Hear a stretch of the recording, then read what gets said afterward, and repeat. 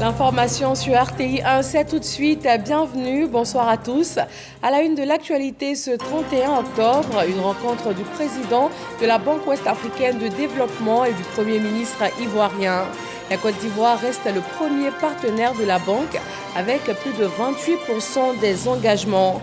La BOAD réaffirme son appui avec plusieurs investissements, notamment pour la construction de logements sociaux.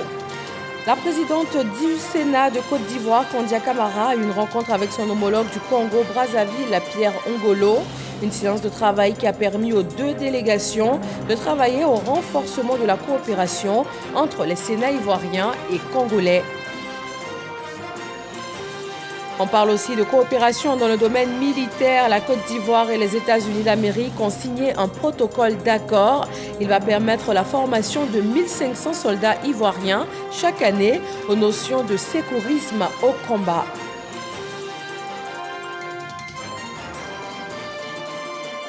Et puis le nouveau patron du sport ivoirien, Adjé Silas Metch, rencontre les dirigeants des associations sportives. Il les a invités à se mobiliser autour de la Fédération ivoirienne de football afin de relever ensemble le défi de l'organisation de la CAN. Bonsoir à tous.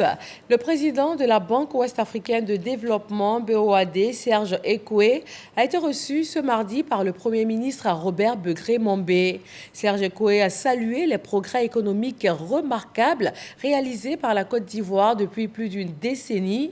Il a indiqué que le pays est la locomotive de l'économie de la sous-région et reste le premier partenaire de la banque avec plus de 28% des engagements.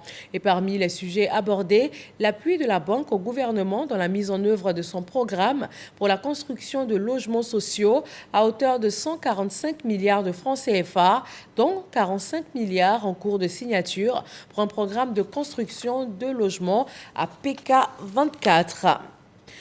La présidente du Sénat de Côte d'Ivoire, Kandia Camara, a eu une rencontre avec son homologue du Congo-Brazzaville. Les deux présidents et leurs délégations respectives ont réaffirmé leur volonté de travailler à renforcer ensemble la coopération entre les Sénats ivoiriens et congolais. Herman Guivet. La présidente du Sénat de Côte d'Ivoire, Kandia Camara, accueillie par le président du Sénat congolais, le très vénérable Pierre Ngolo. Les honneurs militaires pour la présidente du Sénat ivoirien, le Sénat congolais, aux couleurs de cette visite de Kandia Camara. Ses pairs congolais lui ont réservé un accueil des plus chaleureux. Direction la salle des audiences pour les premiers échanges. Le Sénat congolais, heureux d'accueillir la délégation ivoirienne conduite par la très vénérable Kandia Camara. Madame la Présidente, le Sénat de Côte d'Ivoire et du Congo partagent une riche histoire et des valeurs communes. Je dois ici reconnaître l'appui exceptionnel apporté au Sénat congolais par le Sénat ivoirien. Lorsque, dans le cadre de la mise en œuvre d'un rêve commun, consistant en la création d'une association des Sénats et conseils équivalents d'Afrique, il a été confié au Congo la charge de coordonner les préparatifs du lancement de notre instrument, dont le processus de constitution a été fortement gêné par la pandémie du coronavirus Covid-19. Recevez ici, Madame la Présidente, les vifs remerciements du Sénat congolais au Sénat ivoirien. Aujourd'hui, que la liberté de circulation est reconquise à tous les niveaux, on devrait envisager la relance de ce projet avec le soutien assuré de nos amis ivoiriens. Je saisis l'occasion présente pour vous féliciter chaleureusement pour votre brillante élection au perchoir du Sénat de votre pays le 12 octobre dernier et me réjouis sans prétention aucune, de me prévaloir l'un des premiers homologues à vous recevoir en visite. La présidente du Sénat ivoirien ne cache pas sa joie de se retrouver en terre congolaise, occasion pour elle de rassurer sur sa volonté de travailler au rapprochement des deux Sénats. C'est un grand honneur pour moi d'être reçu ici au Sénat de la République du Congo par Monsieur le Président du Sénat. Je voudrais très sincèrement, à mon nom personnel, au nom de la délégation qui m'accompagne, mais je dirais au nom du peuple ivoirien, vous exprimer, Monsieur le Président, toute ma gratitude. Merci à vous-même, merci à tous ces nombreux sénateurs et sénatrices ici présents. En plus des salutations fraternelles que nous vous adressons, nous sommes venus aussi prendre conseil auprès d'une personnalité avec une si grande expérience dans le domaine parlementaire.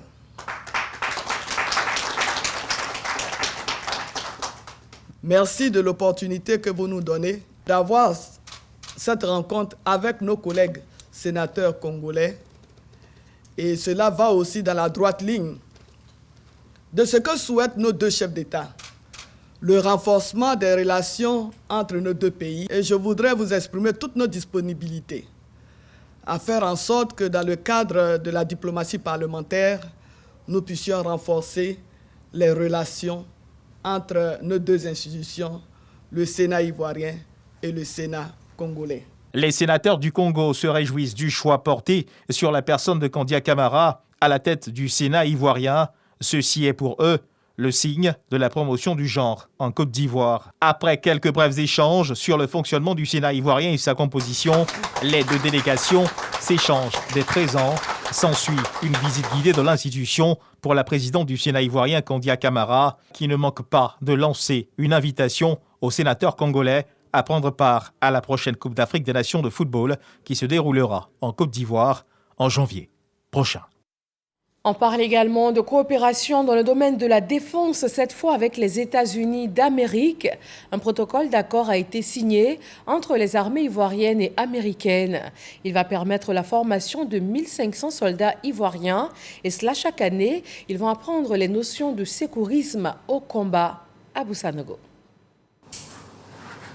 Le document paraphé par l'ambassadrice des États-Unis en Côte d'Ivoire et le général de corps d'armée, chef d'état-major général des armées Lassina Doumbia, concernant un appui aux efforts ivoiriens de lutte contre le terrorisme.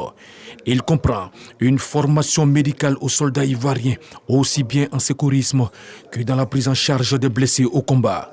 L'objectif est de former 1500 soldats et 500 infirmiers militaires par an pour assurer une rotation efficiente des capacités des forces armées de Côte d'Ivoire déployées dans la zone opérationnelle nord. C'est le début d'un renforcement des capacités des forces militaires qui sont prêts pour sacrifier pour leur nation. Cette formation, ça donne une formation pour le premier soin.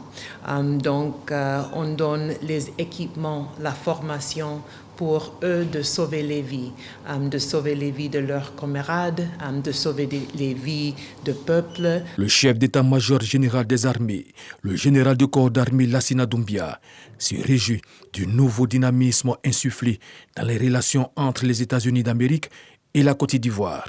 Il était donc important pour nous que nos hommes soient formés au secourisme au combat, que nos hommes aient les moyens et les équipements pour pouvoir maintenir les fonctions vitales de tous ceux qui subiront des préjudices en cas d'engagement. À partir de là, renforcer le moral et la résilience de nos hommes au combat. En outre, il est prévu une dotation en matériel médical, aussi bien pour les secouristes que les infirmiers. Les États-Unis entendent faire don aux forces armées de Côte d'Ivoire d'une vingtaine d'ambulances équipées. À terme, ce seront près de 2000 spécialistes du domaine médical chaque année. Aboaké, capitale de la région de Gbeke, le ministre de la Promotion de la Jeunesse, de l'Insertion professionnelle et du service civique a visité les locaux de l'institution socio-éducative ex-auberge des jeunes en réhabilitation. Il s'agit d'un espace d'encadrement de proximité. Il va assurer l'éducation permanente des jeunes. Le reportage de Boubacar Silla est commenté par Kader Sogodogo. Le ministre de la Promotion de la Jeunesse, de l'Insertion professionnelle et du service civique en visite du travail à Boaké. Mamadou Touré met à profit son séjour en visitant les travaux de réhabilitation de l'institution socio-éducative ex-auberge des jeunes ainsi au quartier Ngatakro. Espace d'encadrement de proximité pour assurer l'éducation permanente de la jeunesse par une offre de services adéquats dans le cadre du programme jeunesse du gouvernement PJGouv 2023-2025. 282 millions de francs CFA, c'est le montant de la réhabilitation de cet institut. Le ministre Mamadou Touré se réjouit de l'état d'avancement des travaux. J'ai fait une visite de chantier avec le ministre et maire de Boaké pour nous rendre compte de l'état d'avancement des travaux, achevé à plus de 90%. Nous allons voir maintenant comment est-ce que l'auberge va fonctionner, la gouvernance, et puis surtout faire en sorte que ça soit un cadre agréable pour donc, les jeunes. J'ai souhaité que la mairie s'implique fortement donc, dans la gestion et dans l'animation donc, de cette infrastructure. Le maire de la commune de Boaké, le ministre Amadou Koné, exprime sa satisfaction pour ces avancées dans ce centre qui, selon lui, jouera un rôle majeur dans le processus d'insertion des jeunes et à la consolidation de la paix et de l'unité. Je voudrais vraiment remercier le ministre pour la vision et pour la mise en œuvre de la vision, parce que c'est du concret. Le centre est prêt à accueillir des pensionnaires et nous allons travailler avec les équipes de M. le ministre ici à Boaké pour voir comment la jeunesse ici peut vraiment profiter donc, de cet investissement, qu'ils comprennent que c'est important qu'ils puissent avoir donc, des endroits comme ça pour leur épanouissement. La livraison de l'institution socio-éducative de Boaké est prévue pour la mi-novembre et permettra de soulager les attentes des jeunes. Dans le cadre de sa mise en œuvre, le PJGouv 2023-2025 prévoit la réhabilitation et l'équipement de 264 institutions socio-éducatives à travers le pays. Au titre de l'année 2023, 6 seront réhabilités et équipés pour un coût total de 648 millions de francs CFA, financés entièrement par le gouvernement ivoirien. Dans l'enseignement secondaire privé, la Côte d'Ivoire économise depuis près de 3 ans la somme de 7 milliards de francs CFA au titre de la dette à rembourser aux établissements secondaires privés qui accueillent des élèves affectés. Ce gain financier résulte du déploiement d'un système biométrique dans les écoles privées. Il vient permettre de contrôler et de maîtriser les effectifs. Mahama Traoré.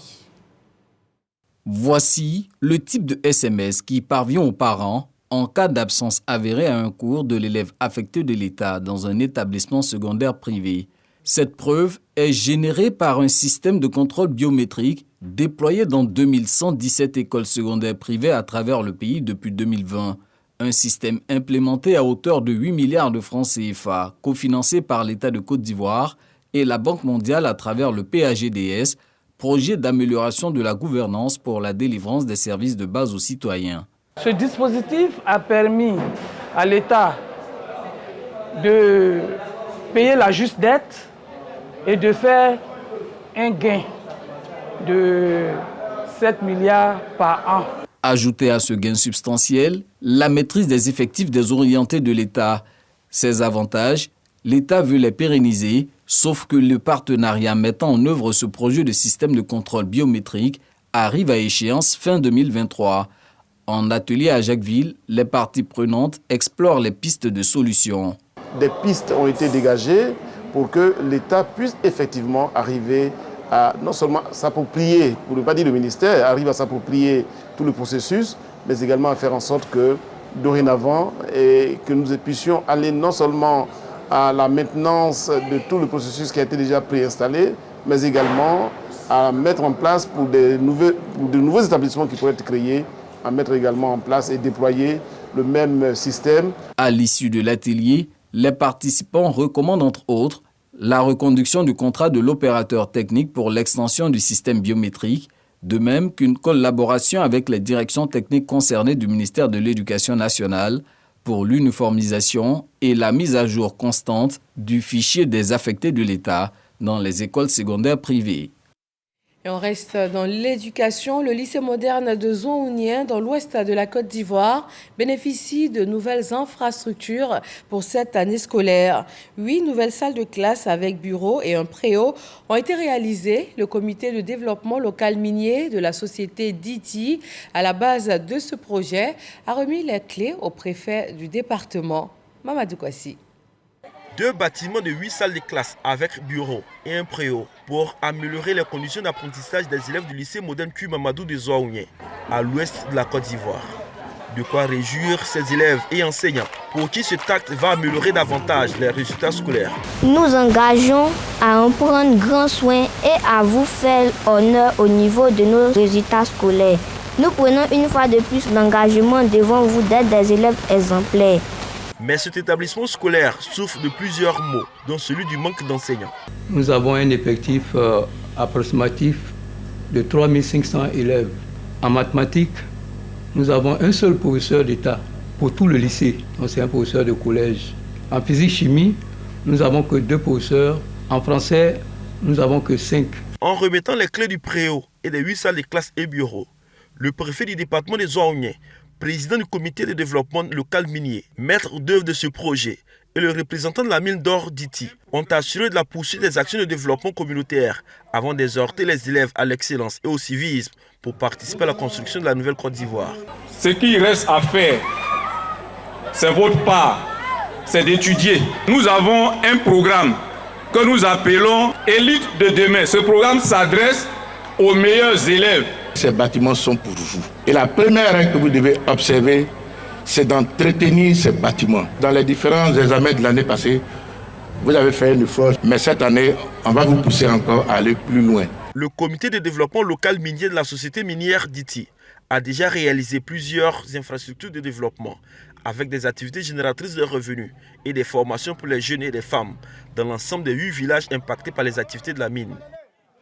Quittant Zouaounien pour la capitale économique ivoirienne, le Salon international du contenu audiovisuel d'Abidjan s'engage à soutenir l'émergence de nouveaux talents, cela à travers la promotion de la création de contenus innovants. Le ministre de la Communication, Amadou Koulibaly, vient de convier à une rencontre d'échange les professionnels du secteur. Amadou Ouattara nous fait le point.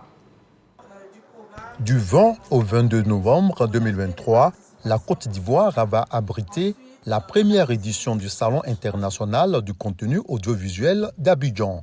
Les modalités de participation et le programme sont expliqués aux professionnels du secteur. C'est un marché de rencontre entre acheteurs de contenu et producteurs de contenu. Il y aura également des conférences sur des thématiques, notamment la question de l'économie de la production, les questions de formation. Conviés à cette rencontre, la quarantaine de producteurs audiovisuels voient déjà des opportunités à saisir, surtout pour le partage d'expériences avec les nouveaux talents. C'est un gros vide qui a été laissé par la faillite du Discope. Je pense que la Côte d'Ivoire aussi a très mal perçu cette annulation des dernières minutes alors que nous étions déjà sur place.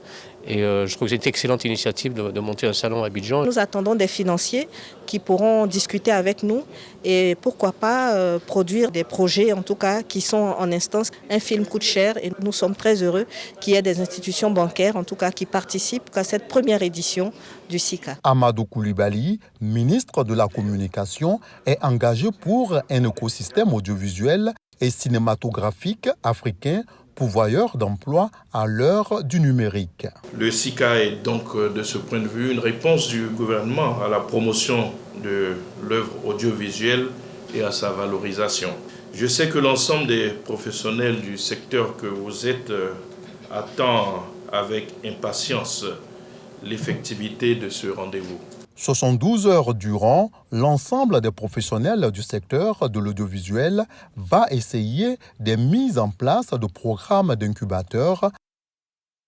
Dans le même temps, la Côte d'Ivoire valorise aussi sa production en café et en cacao. Au Salon du chocolat de Paris, il est question pour le pays de tisser des partenariats pour la journée nationale du cacao initiée à Abidjan chaque année. Le pays renforce ainsi ses liens de coopération avec le Salon du chocolat de Paris. L'objectif est entre autres de valoriser les produits locaux. Delphine Black.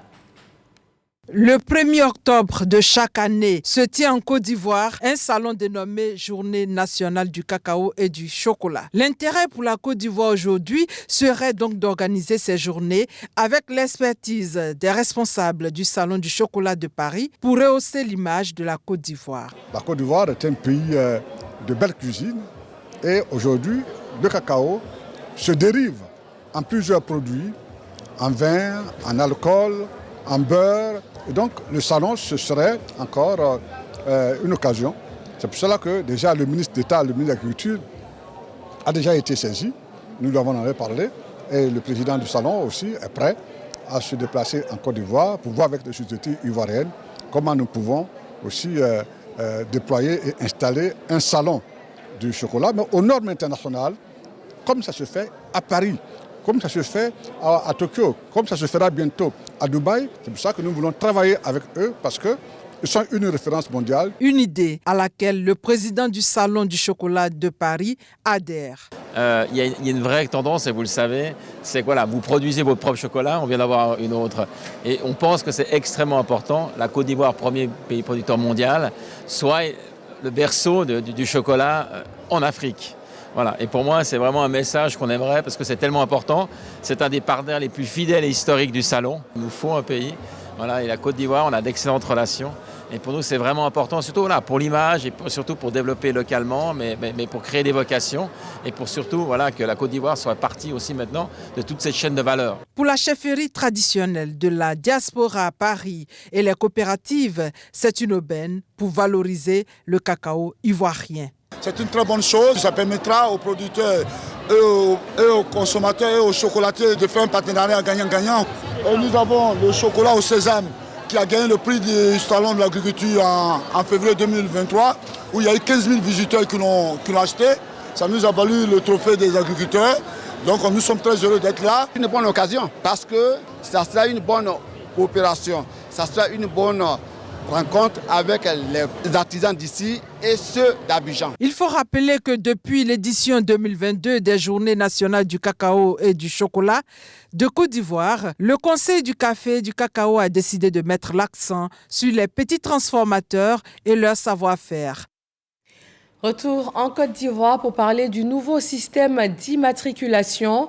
Environ 4 mois après son lancement, il tient toutes ses promesses. C'est en tout cas le point que dresse le directeur général du guichet unique d'automobile d'Abidjan.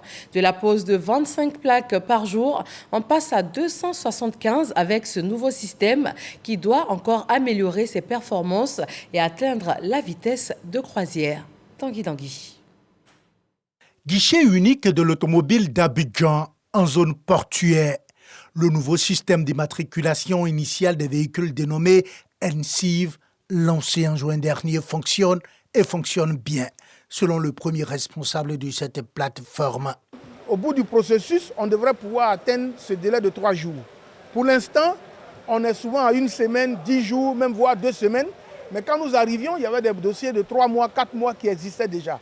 Donc vous comprenez que pour atteindre 200 à 250 plaques jour, ça veut dire que c'est au grand bonheur des usagers. À la tête d'une délégation du ministère des Transports, le directeur de cabinet du ministre Amadou Koné a visité tous les services impliqués dans la confection de cette nouvelle plaque d'immatriculation. Nous avons constaté que tous les services sont en place et que les différents services se sont appropriés le mode opératoire qui a été défini. Vous savez qu'avant la mise en place, nous sommes accordés avec l'ensemble des opérateurs sur la plateforme, avec tous les services, pour un mode opératoire qui a été adopté par tous les services. Et notre rôle, c'est de s'assurer que ce mode opératoire est suivi par les opérateurs et que les choses se déroulent bien. Selon le ministère des Transports, ces nouvelles plaques d'immatriculation ont la particularité d'être hautement sécurisées et liées aux propriétaires et aux véhicules. Le ministère de l'Emploi et de la Protection sociale porte à la connaissance des populations vivant en Côte d'Ivoire que le mercredi 1er novembre 2023, jour de la fête de la Toussaint, est déclaré jour férié et chômé sur toute l'étendue du territoire national. Et justement, grâce à cette journée fériée, le ministère de l'Équipement et de l'Entretien routier va procéder toute la journée de demain à la fermeture du pont Alassane Ouattara aux véhicules. De 6h à 23h, les populations pourront visiter en toute sécurité l'infrastructure et le pont sera illuminé aux couleurs du drapeau national les mardis 31 octobre et mercredi 1er novembre de 18h30 à 23h. Un plan de circulation a également été mis en place. C'est donc demain, 1er novembre, la célébration de la Toussaint, commémoration à l'endroit des saints, fête catholique, célébration liturgique qui commence au Vêpres ce 31 octobre au soir. Autour de cette célébration se développent des business, entre autres vente de fleurs, entretien de tombes. Déjà, les commerçants s'activent et les premiers clients sont au rendez-vous afin de pouvoir poser des fleurs fraîches sur les tombes des personnes disparues qui leur sont chères. Voyons cela avec Grace Soro et Khalid Diomandi.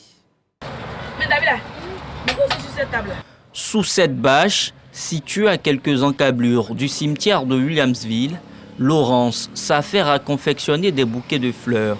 Des fleurs destinées à la commémoration de la Toussaint. Une célébration consacrée aux saints. Aussi, un moment pour honorer les êtres aimés, partis trop tôt ou de manière inattendue. Erika a perdu sa mère en 2022. Elle vient se procurer des roses pour lui témoigner toute son affection. C'est la deuxième fois que je viens là, c'est la deuxième Toussaint. Les morts ne sont pas morts, ils sont toujours là et j'ai toujours eu la manifestation de la présence de ma mère. David, lui, a été éloigné de son âme sœur par la grande faucheuse en début d'année 2023. Avec cette couronne blanc et rouge, il ira embellir sa tombe à Abengourou, là où elle est inhumée. Au fait, c'est la couleur qu'elle aime beaucoup, le rouge et le blanc. C'est ce qui est sur la tombe là-bas, quoi. Donc, je suis en train de renouveler un peu.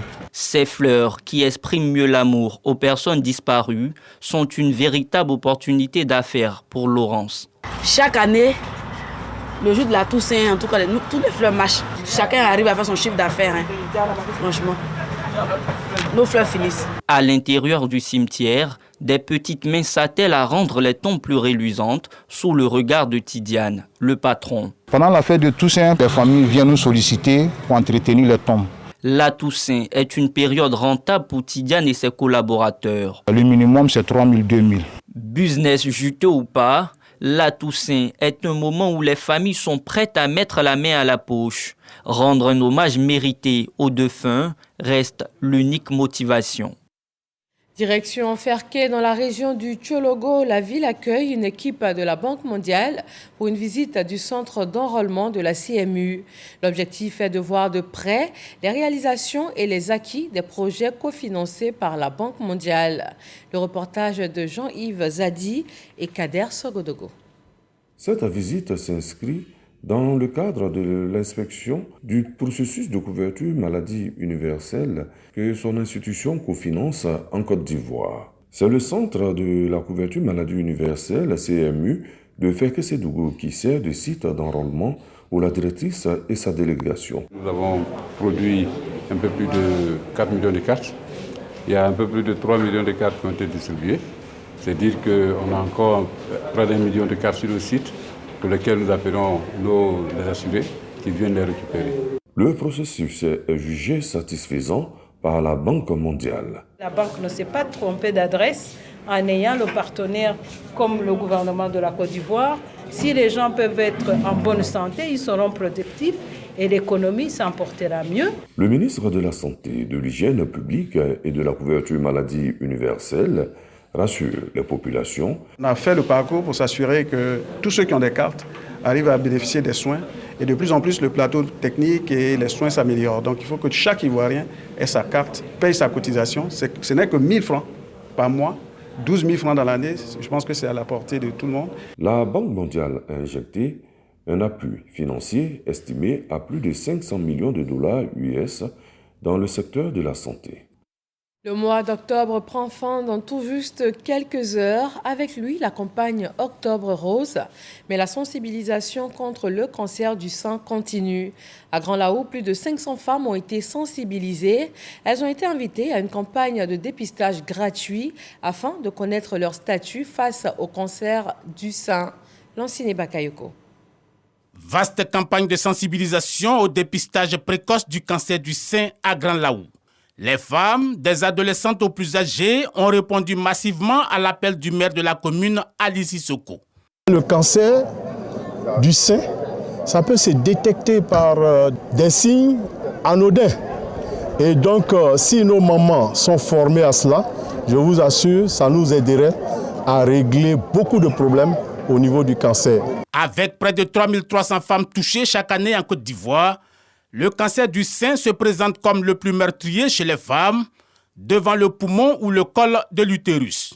Grand-Laou a donc mobilisé des dizaines de femmes qui ont pris d'assaut les blocs affectés aux opérations de consultation, un acte volontaire et gratuit. Nous essayons de leur montrer comment elles peuvent le faire à la maison si elles ne veulent pas forcément venir dans nos centres de santé immédiatement. Et c'est quand peut-être qu'elles ont un doute sur ce qu'elles ont pu toucher, qu'elles viennent nous voir. Et nous, maintenant, on fait encore un autre dépistage. Et à la suite de ça, s'il y a confirmation d'une certaine masse, on les dirige vers les centres de référence. Le Rotary Club, associé à la campagne, acteur majeur de la prévention au cancer du sein, a apporté le soutien logistique et médical. Le message est clair, détecté tôt, le cancer du sein peut être guéri dans 90% des cas. Nous visons les femmes de 18 à 40 ans qui sont les plus à risque pour contracter cette maladie. Selon le maire de la commune, Ali Sissoko, Grand-Laou et ses environs comptent 22 000 femmes. L'objectif, c'est 0 cas de cancer du sein dans cette localité de la région des Grands Ponts. Et dans quelques instants, retrouvez sur RTI 1 le débat, numéro spécial dédié ce soir à la lutte contre le cancer du sein. Cancérologues, psychologues, ex-malades et responsables d'ONG sur le plateau d'Eliane Hervaux pour échanger, partager leurs expériences, mais surtout dédramatiser cette pathologie qui cause de nombreuses pertes en vie humaine, très souvent par ignorance. En sport, le ministre a délégué auprès du Premier ministre chargé des sports et du cadre de vie, Adjé Silas Mech, a rencontré les responsables fédéraux du sport en Côte d'Ivoire. Occasion pour le nouveau patron du sport ivoirien d'inviter les dirigeants des associations sportives à se mobiliser autour de la Fédération ivoirienne de football afin de relever ensemble les défis de l'organisation de la CAN. Arsène Kouassi. En fonction, depuis le 20 octobre, le ministre délégué auprès du Premier ministre chargé des sports et du cadre de vie a eu son premier échange avec les présidents de fédérations sportives. Je voudrais, au nom de M. le Président de la République, au nom de M. le Premier ministre et de tous les membres du gouvernement, vous inviter à rester unis et mobilisés pour la réussite de ce grand rendez-vous sportif qui cristallise déjà toutes les passions, aussi bien dans notre pays que dans toute l'Afrique, voire dans le monde entier.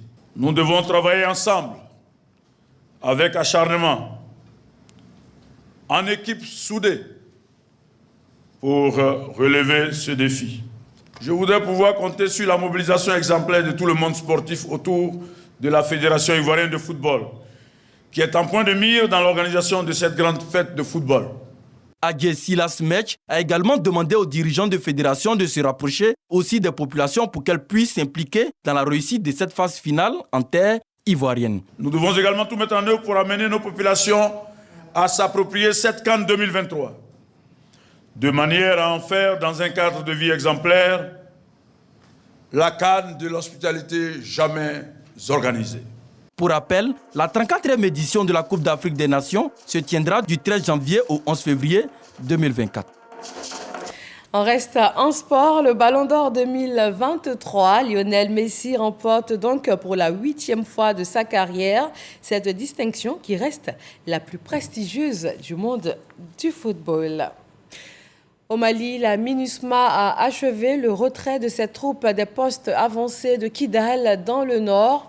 Dans un communiqué daté de ce 31 octobre, les rebelles du cadre stratégique permanent pour la paix, la sécurité et le développement affirment avoir pris le contrôle des emprises qui ont été abandonnées par la MINUSMA dans cette zone. Rappelons que les hostilités ont repris depuis fin août entre les forces armées maliennes et ces groupes qui avaient conclu un cessez-le-feu et un accord de paix avec le gouvernement malien en 2014 puis en 2015. Et voilà, c'est la fin de ce journal. Très bonne fin de soirée sur RTI 1.